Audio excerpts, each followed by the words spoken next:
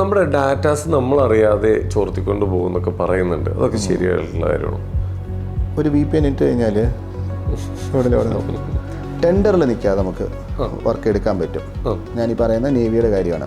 Okay, ഹാക്കിങ്ങിൻ്റെ യുഗമാണല്ലോ, അതെ, അതുകൂടെ പറയണമല്ലോ. ഹാക്ക് ചെയ്യണമെന്ന് വിചാരിക്കുന്നതിന് ഹാക്ക് ചെയ്യും.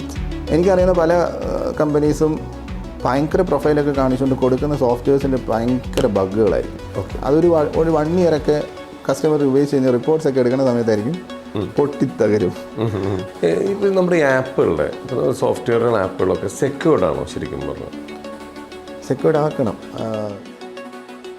ഹാക്കിങ് മാക്സിമം നമ്മൾ നോക്കുന്നുണ്ട്. ഇതുവരെ അവിടെ പ്രോജക്റ്റ് ഒന്നും ഹാക്ക് ചെയ്തിട്ടില്ല.